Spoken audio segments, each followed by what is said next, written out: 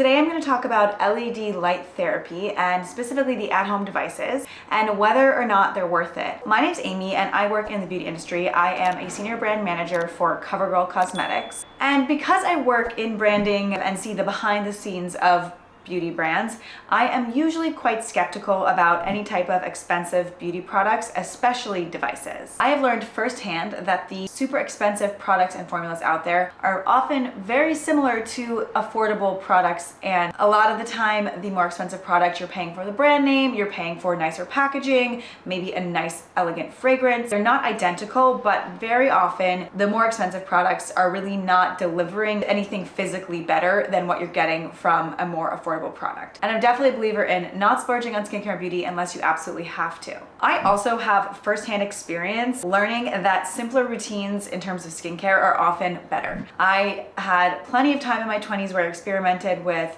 lots of complicated products and a very complex 12-13 step routine, and my skin was not healthy. I spent a lot of time doing serious research, most of it through Dr. Dre on YouTube, but also talking to my own dermatologist and through working with research and development at my job to really learn that a simple skincare routine can really be the best thing for your skin in many cases. Because of that, I like to do serious research before adding any new products into my routine. With all that being said, a few people asked me to talk about red light therapy, and I did buy an at-home red light therapy mask 7 months ago, and I've been using it and testing it out. So I will be sharing my before and afters and talking through whether I think it is worth it to get a $400 red light therapy mask. I'll get into the details, but overall, I do think that red light therapy is worth splurging on, but I don't really think it's necessary for everyone. There's really strong research to support the efficacy of red light therapy, which is not the case for a lot of expensive devices and skincare products out there. However, it's not right for everyone, and in my opinion, there are several things that take priority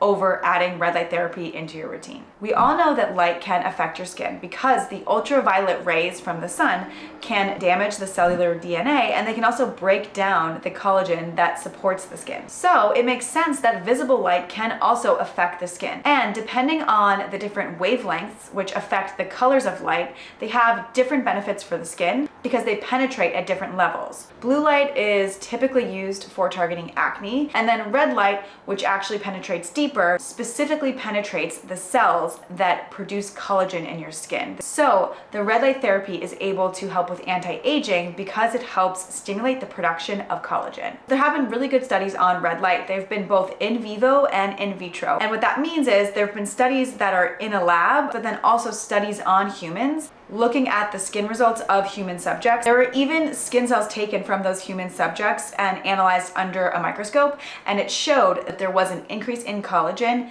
in the skin cells. Now, collagen is what gives our skin volume, and it structurally supports the skin and makes it look more firm. So by stimulating collagen, you are helping to plump up your skin and make it look firmer and fuller. Some of the benefits that have been proven: increase the skin's elasticity. It also helps reduce redness and inflammation, decreased texture in the skin, reduced pigmentation, and reduced fine lines and wrinkles. All of this sounds amazing, but let's dig into whether or not red light is right for you. Now, one of the important things about using red light is that you really need to be consistent. Don't spend this money if you're not going to use it on a consistent basis, because your results will not last. If you stop using it, you will go back to the baseline of where your skin was before you started. Because of that, it's not really a preventative treatment. If you're younger, it's not necessarily going to prevent issues. Once you start to see things like your skin looking a little less firm, loss of volume in the skin, or wrinkles, that's when you can start using red light therapy in order to see these benefits. But it doesn't necessarily make sense to start using it when you're younger before you have any of those issues. Also, keep in mind that the results are going to be quite subtle. This is a subtle rejuvenation in the skin. It's not a dramatic change. I mentioned that there are a few things that you want to prioritize over red light therapy. So those things would be: number one, wearing sunscreen every single day.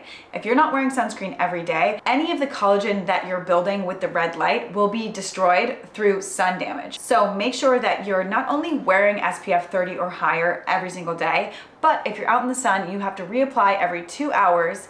And if you're out in the sun, you should really make sure you're trying to find shade, you're using a hat or other protective clothing to try to protect your skin.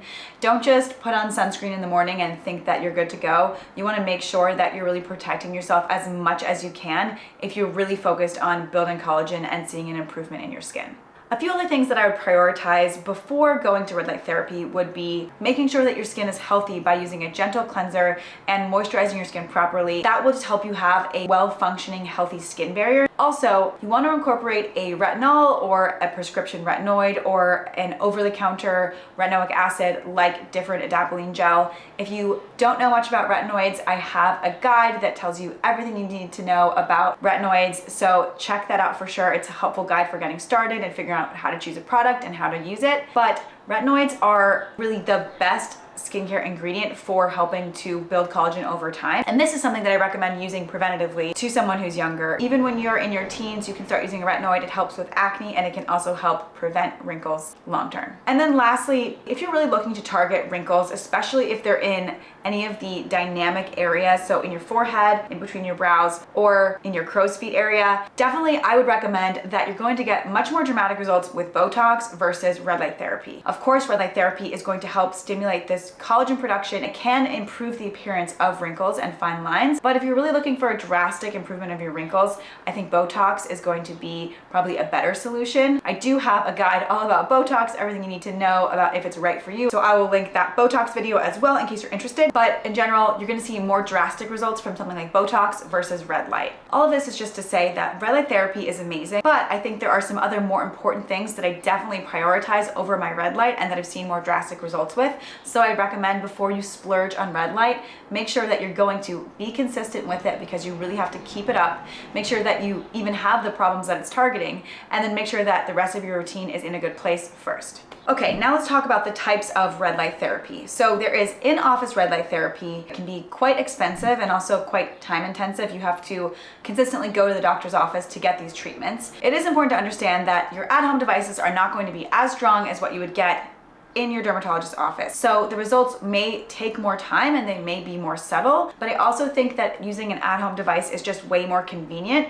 You can do it in the comfort of your own home for 10 minutes, a few days a week, versus having to schlep into the dermatologist's office and pay a lot more. Even though these devices are quite expensive, I think at home is going to be more affordable than an in-office treatment. In terms of the devices, they really are not all created equal, so it is important, I think, to splurge in this case. You're dealing with light on your skin, you don't want to cause any issues. For the cheaper devices, the manufacturers aren't as transparent about things like the wavelength and radiance and different measures that experts look at to understand how effective the mask is going to be. I'm not going to get into the details of how to determine what masks work well. There's plenty of videos out there from dermatologists and more experts on that. I chose the OmniLux because it has a seal of approval from a lot of the dermatologists that I follow on social media. It is apparently at the right wavelength with the right radiance, all the right factors to prove that it will be effective and safe. Another thing to keep in mind when choosing a product is that FDA approval is important because it means that the product is safe,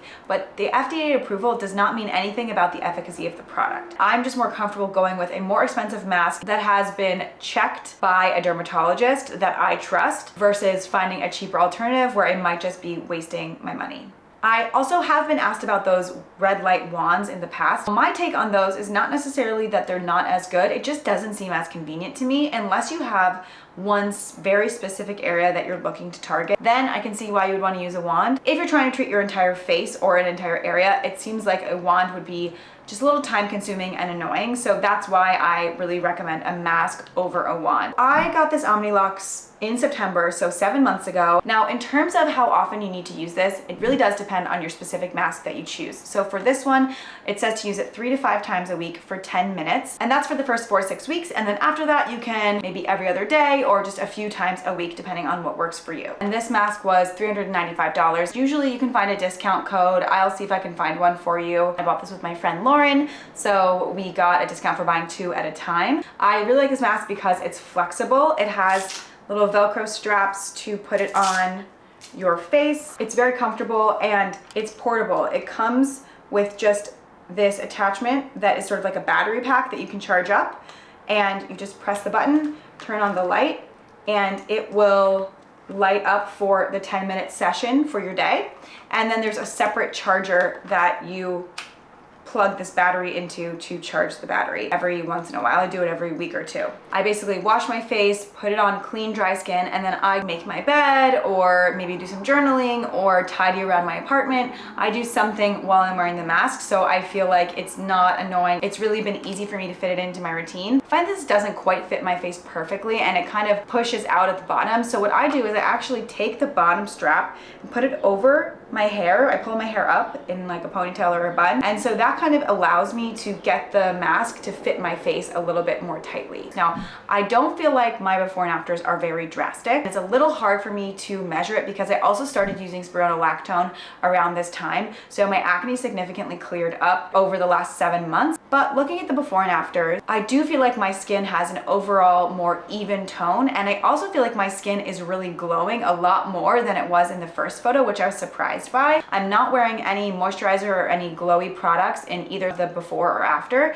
So I was really impressed by that glow on my skin without skincare. And I do feel like I have a little bit less redness. I feel like my breakouts, when I do get breakouts, heal a little bit faster. I definitely am enjoying it and seeing benefits. So it's enough for me to keep using it. But at the same time, it's definitely nothing drastic. And I still feel that my retinoid, spironolactone, and Botox are doing more for me than red light is. But I feel that the red light is adding in a little something extra that I'm not getting from any of those other things. So I'm enjoying using it and I will continue to use it for now. By the way, this is not sponsored in any way. I purchased this with my own money. This is just me sharing my experience. A few cautions before you go to invest in a red light therapy mask. I'm not a doctor. Definitely talk to your doctor if you're on any medication or you have any existing conditions, just to make sure that red light is safe for you. But in general, I can give you a couple warnings. Avoid this if you're on Accutane. If you have melasma, from the dermatologists that I've heard from, it is safe to use, especially if you're using an expensive mask like the Omnilux, which doesn't give off any heat. Melasma should be triggered by heat. It won't be triggered by the light itself, but you might want to talk to your doctor before trying, just to be safe. Also, if you have any photosensitive conditions, you want to stay away from devices like this, or if you're taking any medication that makes you sensitive to light, just check with your treating healthcare provider to see if red light is okay. Alexandra Anel is a YouTuber who I love, and she posted about her experience with red light therapy, and using red light therapy actually triggered growths in her skin. There is a chance that because you are producing collagen, if you are prone to producing little growths on your skin that are harmless, but that looks like just a little skin bump, that is not a pimple and it's not milia. If you have any of those, then there's a chance that the red light therapy could trigger the production of more of those, because you're making collagen grow. So if you're prone to getting little growths, then you might increase the amount of growths that you're getting. So you might want to stay away from the red light therapy. Or if you're worried about those growths, then you might just want to reduce it back and only use the mask 1 to 3 times a week rather than more like 3 to 5. That is everything. I hope this was helpful. I am genuinely enjoying my experience with red light therapy. I love my mask, and looking at the before and afters, I'm quite happy with my results.